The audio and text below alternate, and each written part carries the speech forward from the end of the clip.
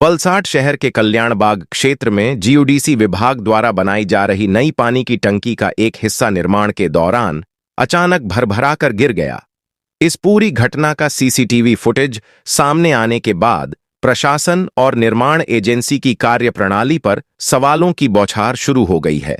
जानकारी के अनुसार इस पानी की टंकी के निर्माण पर करीब 54 लाख रुपये की बड़ी राशि खर्च की जा रही है। हैरानी की बात यह है कि निर्माण कार्य अभी पूरा भी नहीं हुआ था और उससे पहले ही टंकी का एक हिस्सा गिर जाना निर्माण की गुणवत्ता पर गंभीर संदेह पैदा करता है। गनीमत रही कि इस हादसे में कोई जानहानि नहीं हुई, लेकिन जिस स्थान पर यह घटना घटी वह कल्याणबाग जैसा अति व्यस्त इलाका है, जहां दिन भर आम नागरिकों की आवाजाही बनी रहती है।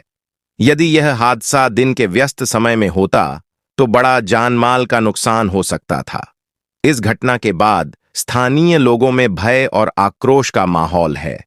लोगों का कहना है कि करोड़ों और लाखों रुपए खर्च होने के बावजूद यदि निर्माण कार्य की हालत यह है तो आने वाले समय में यह टंकी कितनी सुरक्षित होगी, इस पर बड़ा प्रश्न चिन्ह है।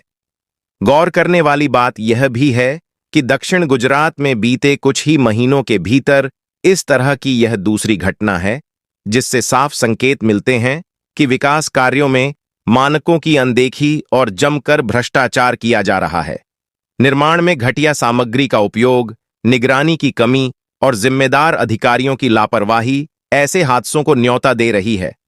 घटना ने यह सोचने पर मजबूर कर दिया है कि आखिर यह कैसा विकास कार्य है जहां जनता की सुरक्षा से ज्यादा ठेकेदारों और जिम्मेदारों की जेब भरने पर ध्यान दिया जा रहा है।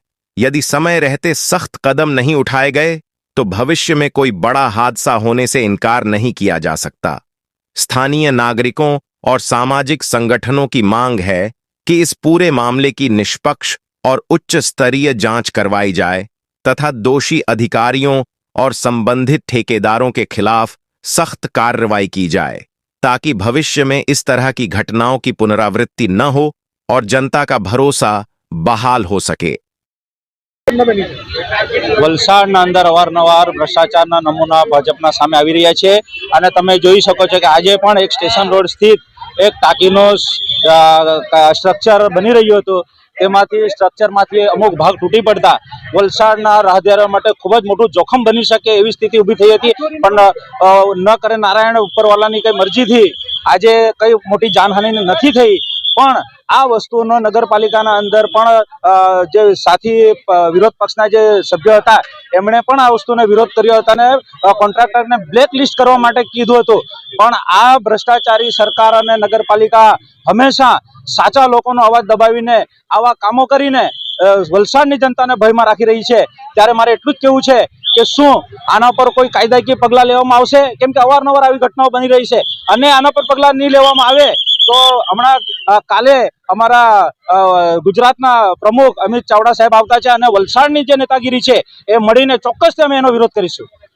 અત્યારે થોડી મિનિટો પહેલા વલસાડ નગરપાલિકા દ્વારા કલ્યાણબાગ પાસે જીઓડીસી દ્વારા એક પાણી ટાંકીનું નિર્માણ કરવામાં આવી રહેલું હતું અને એનું કામ 95% જેટલું કમ્પ્લીટ થઈ ગયેલું હતું અને જે પેલા ફ્લેમના જે પતરા હતા ત્યાં તે પોઝિશને પહેલા જે એ ઉખડી ગયેલ છે અને એ ઘટના સામે આવતા જે અત્યારે વિઝિટ કરેલ છે।